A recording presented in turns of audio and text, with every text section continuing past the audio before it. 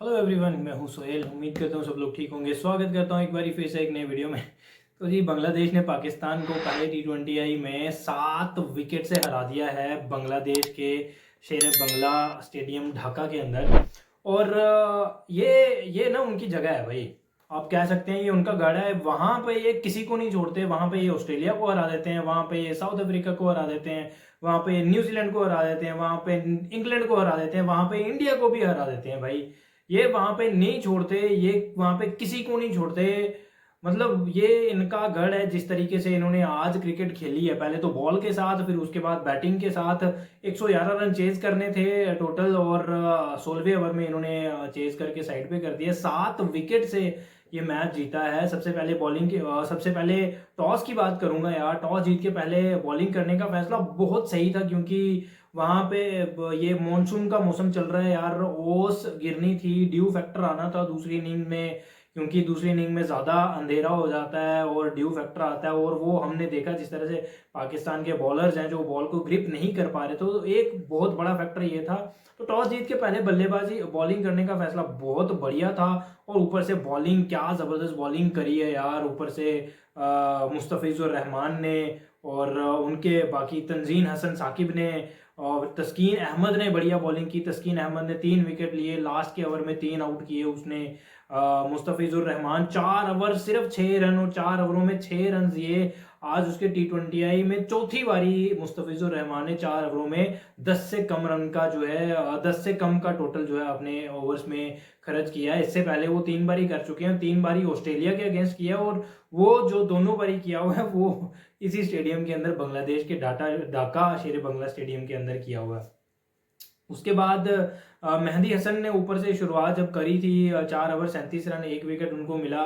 चोट भी लगी उसको। बस मात्र एक ही गेंदबाज है जो थोड़ा सा महंगे साबित हुआ, Taskin Ahmed. 3.3 over 22 run, 3 wicket. Tanzim Hasan Sakib 4 over 20 run, 1 wicket. इसने सलमान अली आगा को आउट किया। मुझे समझ नहीं आई सलमान अली आगा को क्या हुआ था यार। सलमान अली आगा अपने नेचर के अगेंस्ट आज खेल रहा था जाके।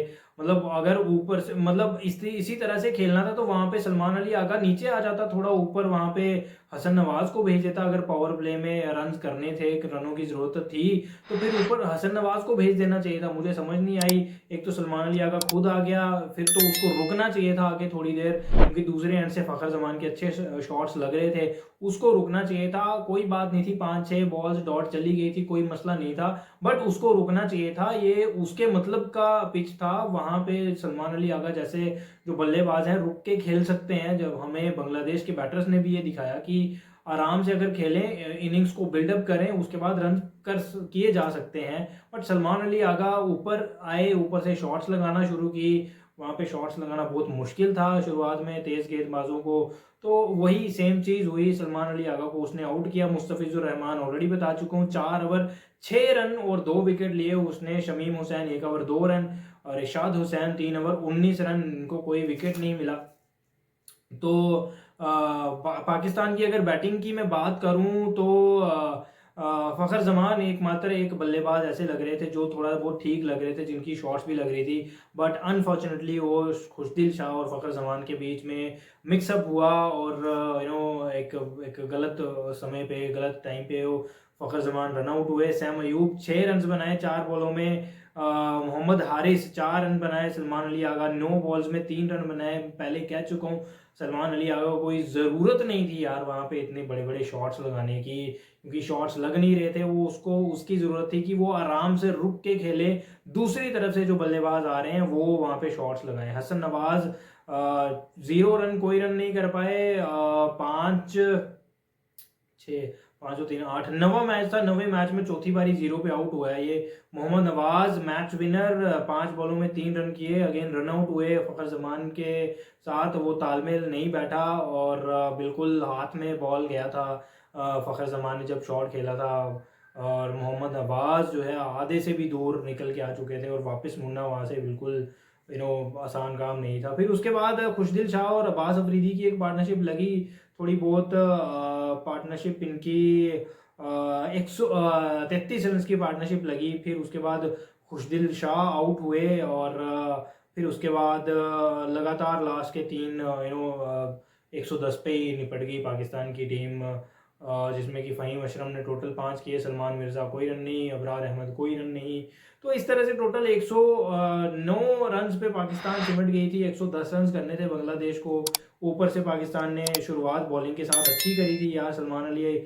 सलमान मिर्ज़ा ने पहले ही ओवर में एक आउट कर दिया था, तीसरे ओवर में भी आपके एक आउट किया, बट दैट वाजंट इनफ। और उसके बाद तौहीद हृदय और अपना ये परवेज़ हुसैन इमोन, इन दोनों ने एक पार्टनरशिप लगाई, बड़ी ज़बरदस्त इनकी पार्टनरशिप लगी। दूसरा विकेट इनका 7 पे गिरा था, उसके बाद 80 पे, यानी 73 रन की पार्टनरशिप लगाई। और उसके बाद अंतिम विकेट का जो पार्टनरशिप थी वो 30 रनों की थी, और वो मैच विनिंग साबित हुई बांग्लादेश के लिए।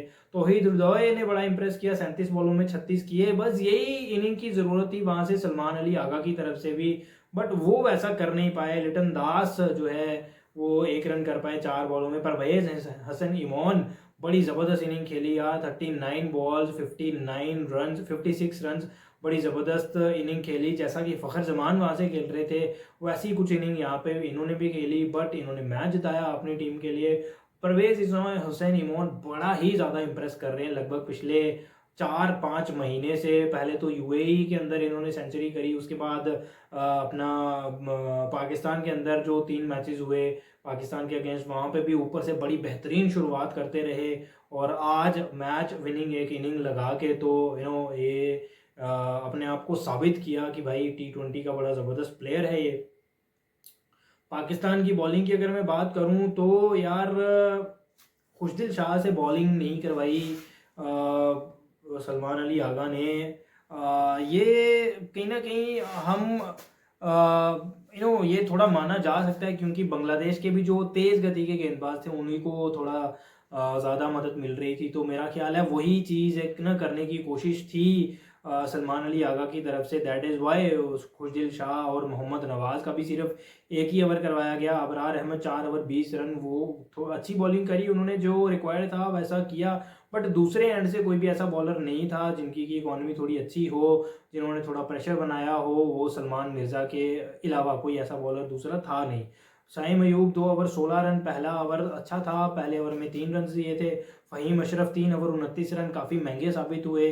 Abrar Ahmed 4 over 20 run, Abbas Afridi 2 over 16 run, Mohammad Nawaz 1 over 8 run. पहली 5 गेंदें बहुत अच्छी करी थी अपने ओवर की, लास्ट बॉल में छक्का खाया। तो कहीं ना कहीं सलमान अली आगा से ना ये थोड़ा सा समझ आता है कि उन्होंने ज़्यादा स्पिनर्स की तरफ जाने की कोशिश क्यों नहीं की, क्योंकि मुस्तफ़िज़ुर रहमान को देखें, तंजीन हसन साकिब को देखें, उन दोनों ने ही, फिर उसके बाद तस्कीन अहमद को देखें, जो इनके 12 ओवर्स हैं ना वो बहुत शानदार उन्होंने बॉलिंग करी है, और तीनों ही ये तेज़ गति के गेंदबाज हैं। टोटल इनको कुल मिला के देखें, इन्होंने 12 ओवर्स किए हैं और 12 में से 42 और 48 रन दिए हैं 12 ओवर्स में।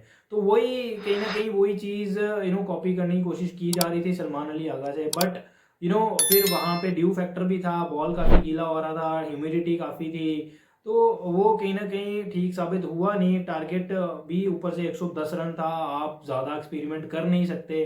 तो ये कहीं ना कहीं ऑलवेज ये ऑन द कार्ड था मैच शुरू होने के बाद, खासकर पहली इनिंग खत्म होने के बाद, कि बांग्लादेश ये मैच जीत जाएगी। थोड़ा सा एक इंटरेस्ट बिल्डअप हुआ था जब 7 पे 2 आउट हुए थे पाकिस्तान के, बट उसके बाद दोबारा वो जो एक पार्टनरशिप लगी हृदय और अपना क्या नाम है इस लड़के का यार, इमोन के बीच में, वो 73 रन की पार्टनरशिप थी और वो बड़ी मैच विनिंग साबित हुई लास्ट में।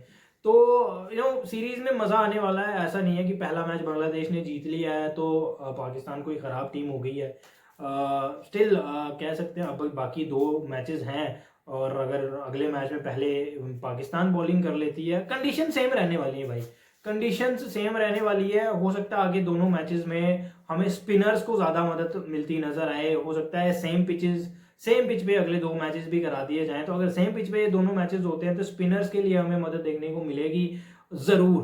तो आगे मज़ा आने वाला है। बाकी प्लेइंग 11 तो बांग्लादेश की वही प्लेइंग 11 थी जो पिछले मैच में उन्होंने पिछली सीरीज़ में खेले हैं, श्रीलंका के अगेंस्ट और पाकिस्तान के अगेंस्ट।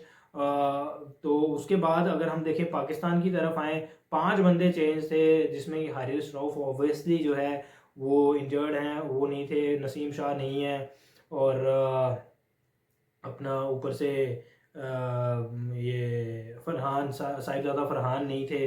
तो ये कुछ चीज़ें हैं जो चेंज करी थी।